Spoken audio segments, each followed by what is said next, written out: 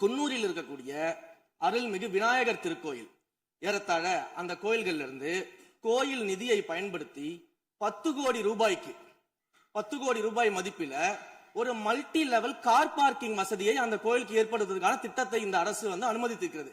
இதற்கு முன்னால் இருந்தக்கூடிய அமைச்சர் அவர்கள் அதை அறிவித்திருக்கிறாங்க. அந்த கோயில்ல ஒட்டுமொத்தமாக மாதத்திற்கு வரக்கூடிய பக்தர்களின் எண்ணிக்கையே 500 தான் ஆவரேஜா. அதே போல அந்த கோயில்களுக்கு அடிப்படையில கழிப்பறை வசதி கூட கிடையாது. இது மட்டும் இல்ல, குன்னூர் மற்றும் உதகையை சுற்றி இருக்கக்கூடிய அனைத்து பகுதிகளிலும் இருக்கக்கூடிய 50 கோவில்கள்ல பேசிக்கா இருக்கக்கூடிய டாய்லெட் ஃபெசிலிட்டிஸ் கூட அங்க இருக்கக்கூடிய கோயில்களுக்கு கிடையாது. அப்படிப்பட்ட இடங்கள்ல கோயில் நிதியை பயன்படுத்தி எதற்காக மல்டி லெவல் கார் பார்க்கிங் தேவைப்படுது? அப்ப இது கமர்ஷியல் திட்டங்கள் இல்லையா? கோவில் நிதியை இப்படி கமர்ஷியலாக பயன்படுத்துவதற்கு எதிராக தான் நாம இந்த திட்டங்களை எல்லாமே தடுத்து இந்த திட்டங்கள் தேவையில்லை, அதற்கு பதிலாக நம்முடைய அரசாணையிலே வெளியிட்டிருக்கிறோம். மிக தெளிவாக கடைசி வரியை படித்து பார்த்தால் எல்லாருக்கும் தெரியும். இந்த கோவில் நிதியை பயன்படுத்தி கோவிலும் பக்தர்களும் பயன்பெறக்கூடிய வகையில மாற்று திட்டங்களை உருவாக்கும் வரியை நம்ம மென்ஷன் பண்ணியிருந்தோம்.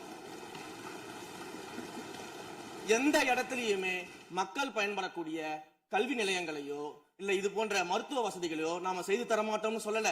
இன்னும் சொல்ல போனா கடந்த 5 ஆண்டுகள்ல ஒன்றிய அரசின் நிதி உதவியோடு பழனியில பாத்தீங்கன்னா ஒரு சித்த மருத்துவமனை கட்டுவதற்கான நிதி உதவியை ஒன்றிய அரசு தருவதற்கு தயாராக இருந்தது.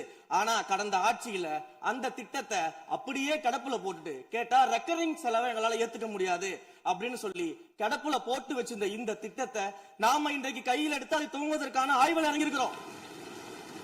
அப்ப எந்த இடத்திலையுமே மக்கள் பயன்பெறக்கூடிய திட்டங்களை நாம தடுக்கவும் இல்ல, நாம யாருக்கும் பி டீமாக இருந்து வேலை செய்ய வேண்டிய அவசியமும் இல்ல.